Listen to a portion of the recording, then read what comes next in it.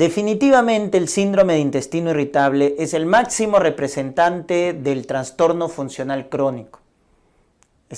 Es la diarrea crónica funcional más frecuente. Se presenta básicamente más en mujeres que en varones, de mediana edad, ¿correcto? 20, 40 años, menores de 50 años, porque es un problema funcional.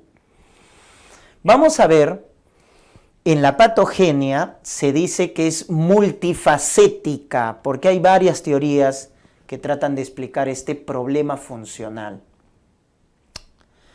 Entonces, el síndrome de intestino irritable, una de las teorías nos dice que es una anomalía en la motilidad, una anomalía en el peristaltismo intestinal.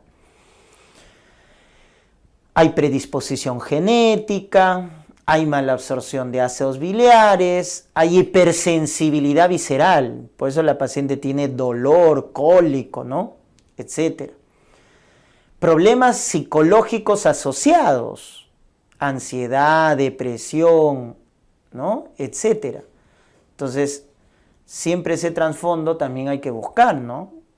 Muchas veces problemas funcionales en el intestino, como el intestino irritable, la dispepsia funcional, el reflujo gastroesofágico funcional, etcétera. Muchas veces es expresión de un problema psiquiátrico, doctores. Entonces, esto hay que tenerlo en cuenta, sobre todo cuando son crónicos. Interacción encéfalo-intestino. Ya se conoce muy bien la interacción, la conexión entre el sistema nervioso y el intestino. Entonces, si el sistema nervioso está alterado, está mal, definitivamente se refleja en el intestino, ¿no? Alteración en la microbiota intestinal, etcétera, ¿no? Entonces es multifacética, ¿ya? Muy bien, en el diagnóstico, acordarnos que tenemos los criterios de Roma 4, que resumen muy bien los datos clínicos para diagnosticar el síndrome de intestino irritable. Lo primero es el tiempo de enfermedad. Se dice que el tiempo de enfermedad es crónico, miren, es un problema funcional crónico, porque más o menos el tiempo de enfermedad es más de 6 meses. O que estén activos en los últimos 3 meses, que estén activos. Entonces, este problema que va con dolor abdominal es un problema funcional crónico, se presenta de esa manera, ¿ya? Entonces, un dolor abdominal recurrente, con más de 6 meses, o que esté activo en los últimos 3 meses. En la cual vamos a tener uno de los siguientes: dolor relacionado con la defecación. Y este es un dato muy importante, te tienes que acordar. El dolor mejora después de la defecación.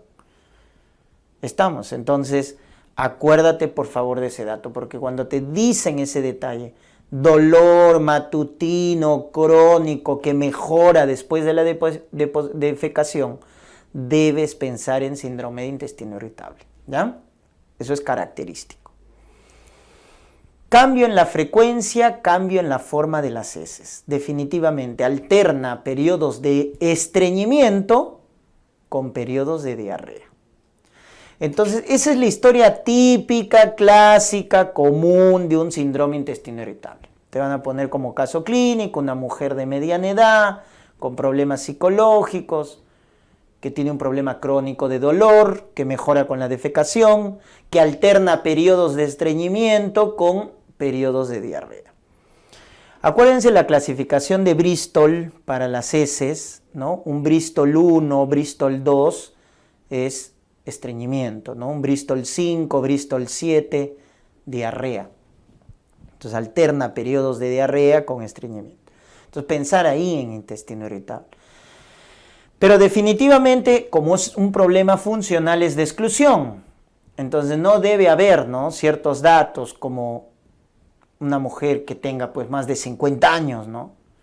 O que haya hemorragia digestiva, que lo levante por la noche a la paciente, o pérdida de peso, o historia de cáncer colorectal, o en la exploración física encontrar ganglios, anemia ferropénica, o TB non positivo, etc. O sea, todos los datos de organicidad deben estar ausentes en el intestino irritable. ¿Por qué? Porque es un problema funcional, ¿ya? Entonces, un diagnóstico de exclusión con esa historia. Muy bien. Y en el tratamiento inicial se recomienda cambios en el estilo de vida, ¿no? Bastante hidratación, evitar alimentos que produzcan bastantes gases, ¿no? Terapias de relajación, ¿no? Que haga yoga, tai chi, etcétera, ¿no? Y definitivamente la terapia farmacológica ayuda, ¿no? Y eso va a depender de la forma clínica que predomine en el síndrome de intestino irritable. Entonces, si predomina el estreñimiento, hay que darle laxantes, fibras.